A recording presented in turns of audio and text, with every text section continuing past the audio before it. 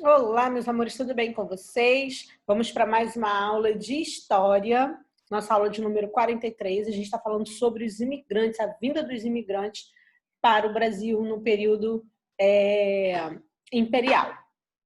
Então, abram o livro de vocês de história na página 144, livro 8, atividades 43 e 44 e sigam os slides.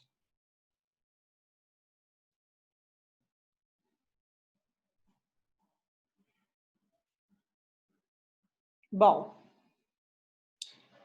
e a gente vai falar agora sobre o dia a dia dos imigrantes, né? Quando eles chegavam aqui no Brasil.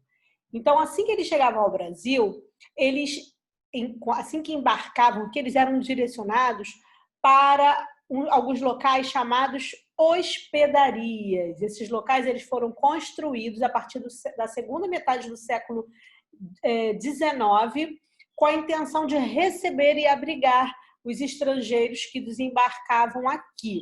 Nessas hospedarias, os imigrantes eles passavam por uma triagem, uma avaliação médica, né? Por banho, troca de roupa, isso tudo para controlar a entrada e a saída dos imigrantes e evitar o contágio de doenças na época, por exemplo, como varíola, cólera, tuberculose. Então, quem chegava ao Brasil tinha que passar por essa avaliação médica, banho e troca de roupa para não trazer essas doenças para cá. E logo em seguida, os imigrantes eles eram informados sobre as oportunidades de trabalho, como para quais fazendas poderiam ir. Em média, os imigrantes permaneciam 2 dias nessas hospedarias. Então, aqui a gente vê o desembarque de imigrantes na estação ferroviária da Hospedaria de Imigrantes em São Paulo. Uma curiosidade, a maior hospedaria do Brasil foi a Hospedaria dos Imigrantes na cidade de São Paulo, que comportava cerca de 4.000 pessoas. Inaugurada em 1887, possuía em suas dependências alojamentos, enfermaria, laboratório de análises, correio, posto policial, lavanderia, cozinha e refeitório. Atualmente, o local abriga o Museu da Imigração. É uma dica aí para conhecer esse local, é só visitar o Museu da Imigração em São Paulo. A hospedaria de imigrantes não foi, porém, a única do país. No estado do Rio de Janeiro, por exemplo, havia a hospedaria da Ilha das Flores, localizada na ilha de mesmo nome, que foi a primeira a ser criada oficialmente para a recepção dos imigrantes pelo governo imperial. No nosso país, na verdade, em vários estados existem aí prédios, né, locais que fizeram parte do período imperial e colonial também do nosso país. Bacana a gente visitar. Vamos ver a foto. Ó, a foto que está no nosso livro, Imigrantes na Hospedaria de Imigrantes na cidade de São Paulo, estado de São Paulo. Vamos para o Saiba Mais? Vamos lá. Saiba mais. Registros de matrícula. Entre os procedimentos a que eram submetidos nas hospedarias, os imigrantes também eram registrados em livros de matrícula. Esses livros tinham como função o controle de quem eram as pessoas que estavam entrando no país. Então, cada um era matriculado nesse livro, cada pessoa, cada imigrante que chegava. Neles eram inseridos os nomes dos imigrantes, tanto dos que vinham sozinhos, como dos que vinham com seus familiares, sendo, nesse caso, todos eles registrados com detalhes, como idade, estado, nacionalidade, profissão, procedência, que é o lugar de onde eles vieram, nome do navio por meio do qual eles chegaram, a data de chegada, pagamento de taxas quando fosse necessário, saída da hospedaria, destino, volume de bagagens e informações complementares, muitas informações, né? Além dos seus detalhes ali de nome, de nacionalidade, ainda tinha que dizer qual a embarcação que veio, que dia que deixou a hospedaria, para onde foi, né? Tudo isso quanto de bagagem que tinha, tudo isso era registrado. Aqui a página de matrícula dos imigrantes na hospedaria dos imigrantes em São Paulo. No livro de vocês está um pouquinho maior. Atualmente, esses registros são considerados fontes históricas, que permitem aos historiadores estudarem as imigrações brasileiras. Pessoas comuns que também queiram pesquisar a origem de seus familiares podem acessá-los pelo nome de seus parentes no acervo digital do Museu da Imigração do Estado de São Paulo. Que bacana, né? Você digita aí pelo nome do parente para você ver se consta no livro. Bacana. Muito interessante.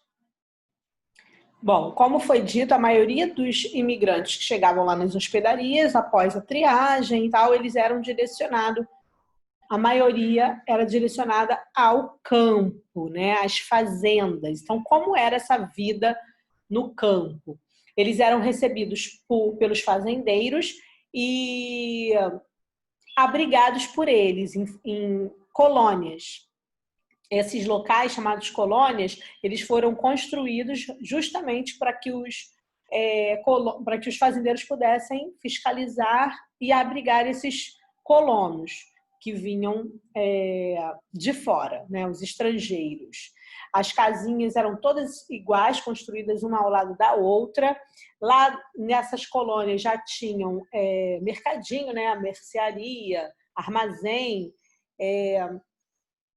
e também capelas, para que eles não precisassem, os colonos não precisassem sair dali para poder fazer as suas orações, as suas missas a religião principal naquela época era a religião católica cristã, então para que eles não precisassem sair dali, então já tinha a capela para fazer as orações, para fazer os encontros religiosos, os cultos, as missas, e também os armazéns, onde os próprios fazendeiros é que diziam os preços, então eles ainda lucravam com isso. Os colonos, eles recebiam dos fazendeiros um pedacinho de terra, eles podiam plantar e criar alguns animais ali, plantar para sua própria alimentação e criar alguns animais. E aquilo que sobrava, eles também podiam vender, tá? Os colonos fizeram também uma campanha, um pedido, uma solicitação ali para que houvesse escola, se mobilizaram para que houvesse escola para os seus filhos. Então foram construídas escolas, nem sempre os professores eram professores formados, aí eles escolhiam, quando não havia professores entre eles, eles escolhiam pessoas que tivessem uma formação e uma condição de transmitir o ensino para essas crianças, né? Transmitir aquilo que fosse necessário. Haviam escolas particulares mantidas por instituições religiosas, mas era na área urbana, né? Na área do campo não tinha muito, apesar dessas escolas terem também uma conotação cristã. Como eu falei, o católico cristão, na época, era a religião que predominava, né, com exceção dos imigrantes japoneses, ok?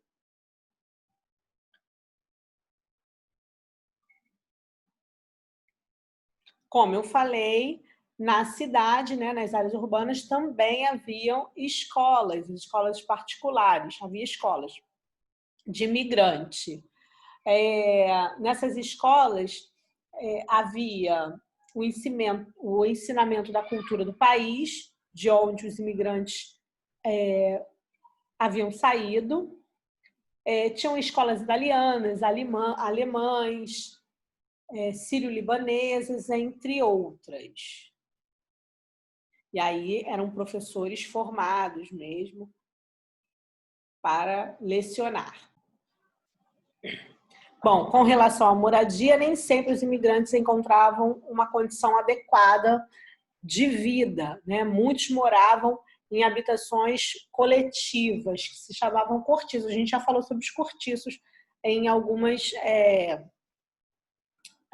conteúdos, algumas atividades anteriores, né? que eram locais onde muitas casinhas, uma perto da outra, muita casinha não, na verdade, tipo apartamentos, né? E aí muitas pessoas morando juntas no mesmo local. Também havia um bairro onde as pessoas de uma mesma nacionalidade elas se fixavam, juntavam um grupo grande que veio da Itália e morava ali naquele local, formando ali pequenos bairros. Até hoje é possível ver em várias cidades brasileiras bairros que foram formados por imigrantes e recebem festas que têm como base essas origens, como o bairro do Bexiga, na cidade de São Paulo. Muitos imigrantes eles se organizaram também e criaram jornais próprios para tratar de assuntos sobre sua cultura e seus interesses. Muitos deles, inclusive, em sua língua nativa, né? Porque ainda tinha essa questão da língua, né? Que eles não falavam a língua portuguesa. Então, foi criado aí o jornal alemão, um exemplo, né? De 1902, os alemães que migraram para o Brasil reproduziram aspectos de sua cultura de diversas formas, como a arquitetura.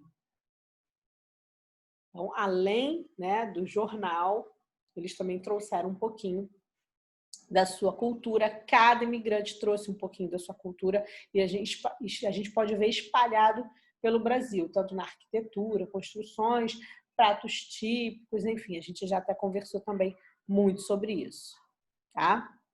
Bom, vocês vão ficar agora com a releitura dos textos das páginas 145 e 149, que a gente abordou aqui, tá? Vocês agora vão reler, vocês ouviram a tia Jorge falar, agora é a vez de vocês lerem, tá bom? Um beijo, na próxima videoaula a gente vai fazer os exercícios de aplicação. Espero vocês lá. Fui.